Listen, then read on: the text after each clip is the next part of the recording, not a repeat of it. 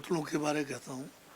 जितने भी एचपीटीडीसी के होटल्स हैं और जो हमारा एक एडीबी प्रोजेक्ट था टूरिज़्म का, जिसमें करोड़ों रुपए के होटल्स जो है पिछली सरकार के समय में बनाए गए और प्राइम प्रॉपर्टीज़ थी, और जयराम जी की सरकार ने उसको औने पौने जो है रेट पर जो है लीज पे दे दिया।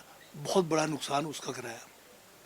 जहाँ तक ये 18 होटल्स जिसको अभी माननीय जो है हाई कोर्ट ने बंद करने के आदेश दिए हैं, मैं समझता हूँ कि इस आदेश के बारे हमें जो है गंभीरता से आगे विचार करने की ज़रूरत है। हमें आगे कानूनी जो भी सहायता मिल सकती है उसके लिए जाएंगे, क्योंकि इनमें से ज़्यादातर होटल्स हैं प्राइम लोकेशन पे सिचुएटेड है, और अगर किसी जगह पे 40% ऑक्यूपेंसी हो रहा है तो पूरे साल में 100% ऑक्यूपेंसीज होटलों में कभी भी नहीं होता, क्योंकि हमारे प्रदेश में जो है विंटर टूरिज़्म अलग है, समर अलग है, मॉनसून अलग है, तो कई जो है सीजन्स में कम और ज़्यादा होता है।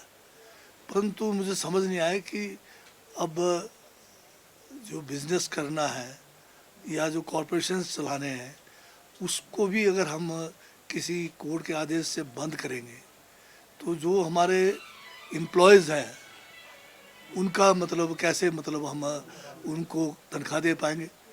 अब जबकि ये होटल्स जो है ऐसे समय में बने प्रदेश में जब हिमाचल में टूरिज़्म को बढ़ावा देने की ज़रूरत थी, और इन होटल्स का बहुत ज़्यादा योगदान रहा है उन इलाकों में टूरिज़्म को बढ़ावा देने के लिए और उस इलाके के लोगों को रोज़गार देने में।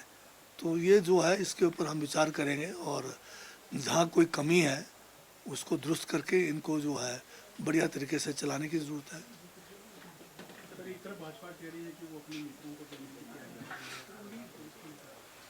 मित्रों को तो भाजपा की सरकार ने दिया ना, जो 40-40 करोड़ के 70-70 करोड़ के जो होटल्स बनाए हैं वो बिना कोई मतलब सोचे समझे बहुत ही कम दामों पे दिया है।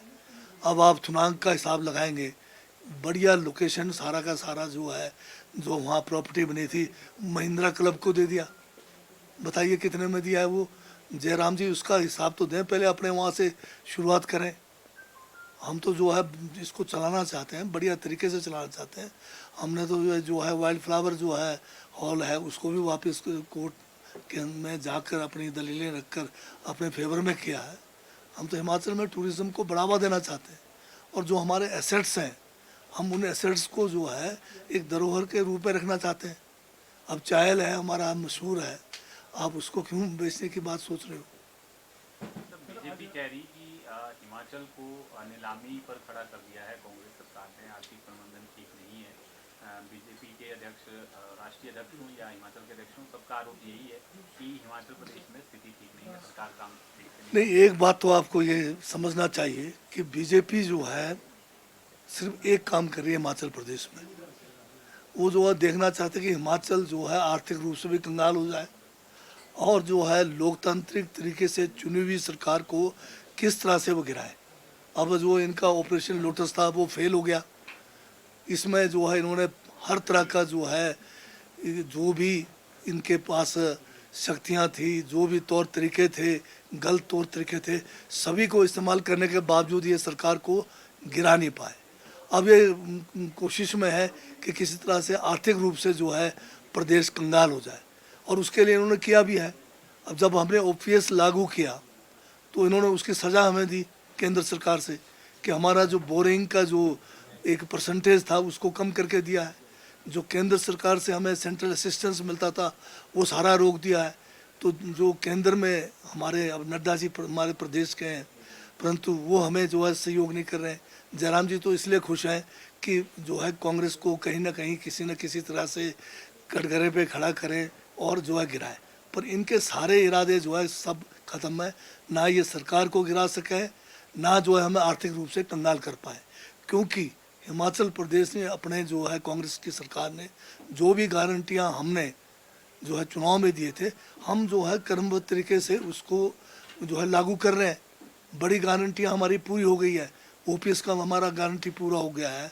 हमारा जो है युवाओं को रोज़गार देना है, 2 साल में हमने वो इतने रोज़गार दिए जितना भाजपा ने 5 साल में नहीं दिया। तीसरी गारंटी महिलाओं को जो 1500 रुपये जो हमने एक समान राशि देने की बात की है, आज उसी को जो है इन्होंने जो है हरियाणा में, इसी को महाराष्ट्र में, इसी को झारखंड में इन्होंने उतारा है। अगर हमारी स्कीमें ख़राब थी तो ये क्यों इसको रेप्लिकेट कर रहे हैं दूसरे स्टेट्स में। हाँ, ये अलग बात है कि हमें जो केंद्र सरकार एक सौतला व्यवहार करने के कारण हमें कुछ आर्थिक तंगी है, परंतु उस आर्थिक तंगी के बावजूद हमारे कोई विकास के काम नहीं रुके हैं। जो भी हमने बजट में घोषणाएं की है उसको हम जो है पूरा करने जा रहे हैं। और बेशक थोड़ा सा उसमें रुकावट हुई है, क्योंकि 2023 का आपदा को भी नहीं भूलना है आपको। 2023 में हिमाचल में जो एक आपदा तब जो है उनको दे दिया, हर्षमार्जन जी को दिया हुआ है। आज का हर्षमार्जन जी कहते हैं सरकार गिरेगी और जयराम जी कहते हैं सरकार कंगाल हो जाएगी। और दोनों के जो है मुंगेरी लाल के हसीन सपने हैं, दोनों सपने पूरे नहीं होने वाले हैं। हम हिमाचल को जो है कांग्रेस की सरकार इसको जो है जो हमने वादे किए हैं और जो भाजपा ने 5 सालों में पिछले इनके सरकार के समय में हिमाचल को आर्थिक रूप से पटरी से उतारा, हिमाचल में जो यहाँ पर लोकतांत्रिक व्यवस्था है उसको समाप्त किया, उन सबको हम ठीक करेंगे। हिमाचल काटन का भी जो है भाजपा वाले विरोध करते रहे। इनके कई माननीय विधायक मेरे पास आए और कहा कि इस बार इस यूनिवर्सल कार्टन को मत आप लागू करो, क्योंकि पुराने कार्टन बहुत पड़े हुए हैं। ये लोग हैं चिंता कर रहे हैं बड़े बड़े फैक्ट्री वालों की। और हमने कहा कि नहीं, हमने फैसला किया है कि हम जो है यूनिवर्सल कार्टन लागू करेंगे। और इन्होंने धमकियाँ भी दी थी कुछ लोगों ने कि भाई करोगे तो यहाँ पर मार्केट में सेब ही नहीं खरीदा जाएगा। उसके बावजूद हमने एचपीएमसी को शुरुआती दिनों में हमने यूनिवर्सल कार्टन ला के जगह जगह पे सेल सेंटरों में रखा, ताकि एक कॉन्फिडेंस बिल्डअप हो फार्मर्स में। और उसके बाद जो है यूनिवर्सल कार्टन बढ़िया चला। जहाँ ये 35-35 किलो जो है एक उसमें टेलीस्कोपिक में लेते थे और रेट देते थे वो 20-25-20 किलो का, वो प्रथा बंद हुई है।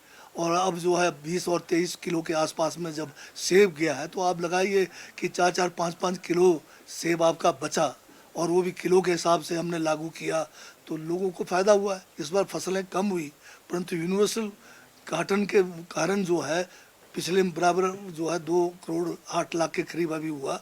तो पिछले बार भी इतना ही था। बेशक इस बार फसल कम थी, पर पेटियों के उसमें हम ज़्यादा इसलिए कर पाए क्योंकि पेटी में 23 किलो 24 किलो से ऊपर का जो है हमने अलाउ नहीं किया यूनिवर्सल कार्टन लाने से। नहीं है, चाहे हमारे नड्डा जी हैं, चाहे हमारे अपने जयराम जी हैं, ये हिमाचल को बदनाम करने में लगे हुए हैं।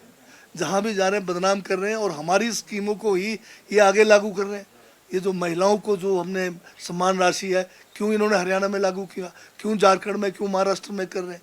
और ओपीएस का इन्होंने जो है एक बीच का रास्ता निकाल दिया। एनपीएस और ओपीएस का बीच का रास्ता क्यों निकाल रहे हैं? इसका मतलब एनपीएस में कहीं ना कहीं जो नई पेंशन योजना है उसमें खामियां हैं, इसलिए वो अब ओपीएस को डायरेक्ट लाने के बजाय अब वो जो बीच का रास्ता निकाल रहे हैं। तो ये लोग जो है हिमाचल को हर तरह से बदनाम करके हिमाचल की सरकार को जो है कि जो है लोकतांत्रिक चुनी हुई सरकार को गिराने के लिए लगे हुए हैं। भाजपा का यही काम है और कुछ काम नहीं है। चुनाव में जाना है देश में, चाहे भूखमरी हो चाहे बेरोजगारी हो, उनसे इनको नहीं लेना है। ईडी जो है कोई आप अगर सही मायने में रेड करें तो तब पता लगे ना। ईडी जो है सिर्फ उन्हीं लोगों को तंग करते जो इनके पास नहीं जाते, बीजेपी में ज्वाइन नहीं करते। और जो जितना बड़ा भ्रष्टाचारी हो, अगर वो बीजेपी में चले जाए तो वो फिर वॉशिंग मशीन में साफ होकर धुल जाता है। तो ये तो हमें सोचना पड़ेगा कि इस देश में चल क्या रहा है। लोकतंत्र खतरे में है, संविधान खतरे में है। ईडी सीबीआई लेनी देनी जितने भी इनके पास है, ये सारे इनके कठपुतले बने हुए हैं और ये केवल सिर्फ अपने फायदे के लिए इनको यूज़ हो रहा है। अब समय आ गया है कि इस देश के अंदर लोगों को सोचना पड़ेगा कि कब तक हम इसको झेलेंगे। अब इसको जो आज तक हम अत्याचार झेल रहे हैं, अन्याय झेल रहे हैं, जो लोकतंत्र को के ऊपर इतना बड़ा खतरा मंडरा रहा है, अगर भाजपा का अगर यही राज रह जाएगा तो देश हिंदुस्तान जो है कश्मीर से कन्याकुमारी तक एक नहीं रहने वाला। आज मणिपुर में आप देख रहे हैं कि वहाँ के हालात देखिए।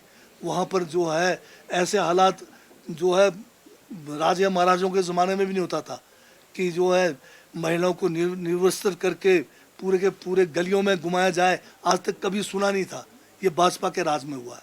आज जो लोग हैं उग्र हो रहे हैं आज जम्मू कश्मीर के लोग जो है 370 हटाने के बाद क्या ये लोग खुश हैं? आपने वादा किया था इनको राज्य का दर्जा देने के लिए। आज जो है आपके लेह लद्दाख से लोग पैदल दिल्ली पहुंच रहे हैं, पर दिल्ली में भी आप इनकी बात नहीं सुन रहे। जो अगर इस तरह से अगर नीचे ऊपर चारों तरफ हाहाकार मचा हुआ है, ये देश की एकता और अखंडता के लिए खतरा है भाजपा। बिल्कुल ही 2 साल का, क्योंकि आप जानते हैं कि हम एक बहुत बड़े खतरे से, लोकतांत्रिक खतरे से, संविधान के खतरे से उभर के आए। हमें खुशी इस बात का भी मनाना चाहिए सबको मिलकर कि जो चुनाव के द्वारा चुनी हुई सरकार को, लोकतांत्रिक तरीके से चुनी हुई सरकार को भाजपा जो है गिराने में सफल नहीं हुआ। बेशक उन्होंने अरबों रुपए इसमें झोंक दिए, इसमें जो है हर प्रकार का प्रलोभन दिया गया, दल बदल के कानून को दरकिनारे किया गया। ये भी एक जो है खुशी का मौका है कि लोकतंत्र बचा है। बाकी जो हमारी उपलब्धियां हैं वो तो हम आपके सामने गिनाते रहते हैं।